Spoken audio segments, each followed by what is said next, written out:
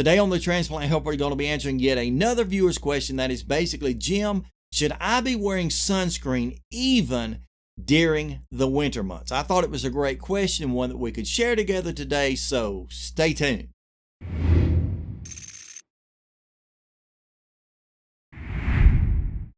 Hey folks, welcome to the Transplant Helper today. My name is Jim Merle, and yes, again today we're answering yet another viewer's question. Let me remind each and every one of you watching, particularly you, the one I'm pointing at now, if you've ever got any question related to transplant, I may not necessarily have the answer, but I would love to dig and research the answer and share it with this Transplant Helper community. So please submit those questions. Go to my Twitter page, transplant_help. You can direct message me there or send me a tweet. Go over to my Facebook page, The Transplant Helper. Send me one via email, jim@thetransplanthelper.com. Any way you can find to get in touch with me, please do, because I want to share the answer to these questions with our whole community and be sure that we all have the best information possible. Now, I'm basically a transplant educator, but while I do that, I like to advocate, educate, and motivate for all of us as transplant patients. And if you're interested in content like that, then right now will be the perfect time to go ahead and subscribe to my channel by hitting the button beneath this video, maybe hit the bell notification next to that, and you can be notified when brand new content comes out. But again, the basic question today is, Jim, should I be wearing sunscreen even during the winter months? The answer to that in general is absolutely yes. All of us as transplant patients are generally taught pre and post transplant by our transplant centers, and particularly by the dermatologists that work along beside them, that we should be wearing some form of sunscreen year round. Now, whether that sunscreen come in the form of clothing, something that we put on, something we cover up with like a hat, or whether it comes through a literal bottle of sunscreen that we smear all over our bodies, we should be wearing some type of sunscreen year round. Now, the reason behind that is because as a post-transplant patient, because of many of the medications you're on, particularly those immunosuppressants and those anti-rejection drugs, some of those can cause an extra sensitivity to the sun. That is, we can be at more or higher risk of getting some type of overexposure to the sun and therefore eventually some form of skin cancer than we would have otherwise. As a matter of fact, some statistics have gone as high as to say that on post-transplant patients inside of the first 3 years, there's an 80% increased chance of contracting some form of skin cancer. And so because of that, that scares me to death. I've already had a few different places cut off my back which are definitely sun related, and I don't need that anymore. So it is important to wear sunscreen all the time, every time, to try to prevent that. If it's even possible, we need to try to do the best that we can. But the question may have been asked, at least when the word even was emphasized in it, may have been asked, should we be wearing sunscreen, or is it important to wear sunscreen even during the winter months?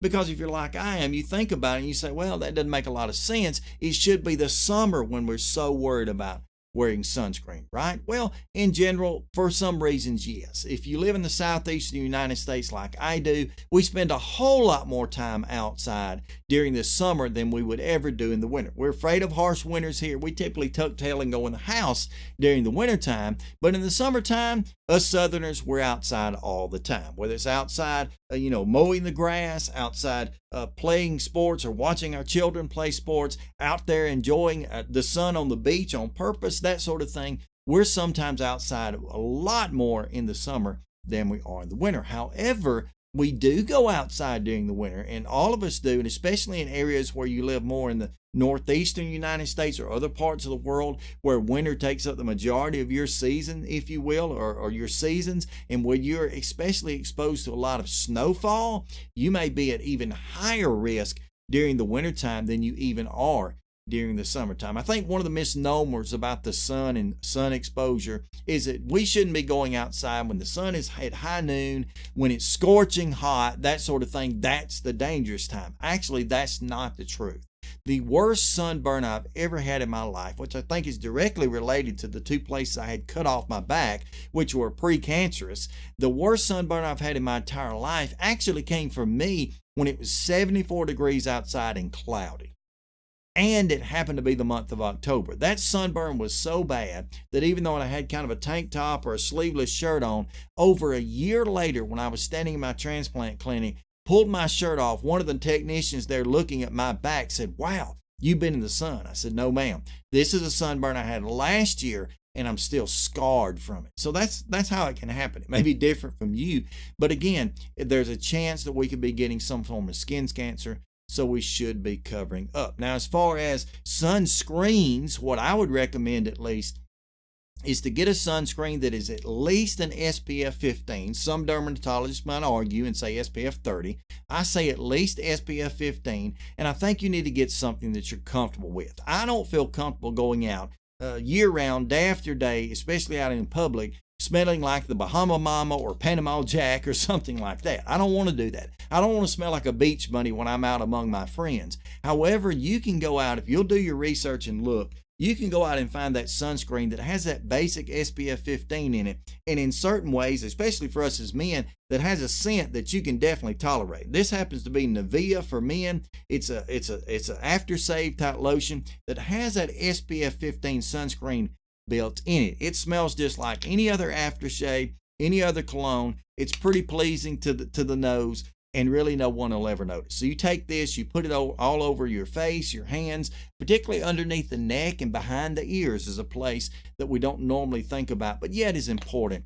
And you need to be doing that year-round, summer and winter. Again, why? Because even though we go out more in the summertime, sometimes those UVA/UVB rays can be more dangerous in the winter, especially if you're in an area where there's more snowfall, or for the other reason, if you're out in the 60, 70 degree weather, you might be more likely to stay outside a longer period of time, even though those rays are boiling down, bouncing up off of different surfaces, and can really cause you a lot of harm. Now, let me add to the end of this, because I think it's very important that we're all aware of the dangers, again, of getting some form of cancer, particularly a skin cancer, or the most common, the melanoma. Now, melanomas are very hard to treat sometimes because they have to go in, they have to surgically cut it out, then they have to worry about other pop-up areas, that sort of thing. So you need to be overly cautious about that.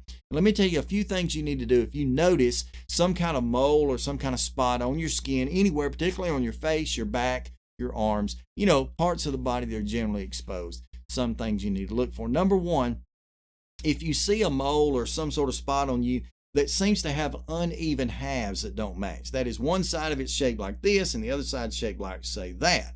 Well, that's something that probably needs to be checked out. Go see your dermatologist. Just show it to someone who's had one before. Get some advice on that. See if it needs to be treated. Another thing you need to watch out for is that same sort of look, except for to have kind of an uneven border. That is, the borders, just kind of spill out. Maybe instead of looking like a perfectly round circle, it looks like the state of Florida, something like that, or the state of Texas. You need to go and get that checked out. That's not good. And by the way, nothing against Floridians or Texans.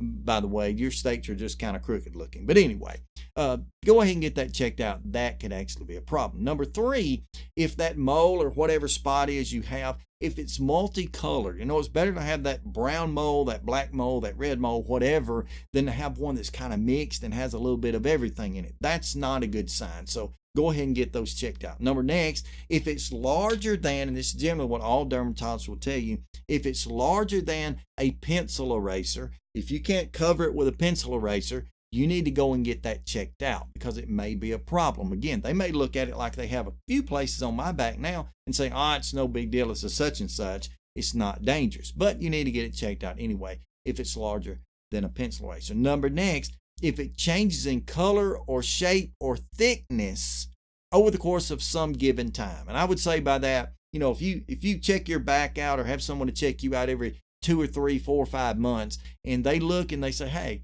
I noticed this mole is changed in size, color, or thickness, or whatever over this period of time, it may be time to check it out. Moles that just set still, set stagnant, don't change at all, they're probably not going to be a problem. But again, get your advice from a medical doctor, not from me, because I'm not that. And the very last one here that's recommended by most dermatologists is if you have a mole, a spot on you, and it begins to bleed or to get really itchy or crusty, you need to go get that checked out. It could be a sign of something worse. So I threw that in kind of for free toward the end of that. But basically today's program was answering the question, should I be wearing sunscreen even in the winter months?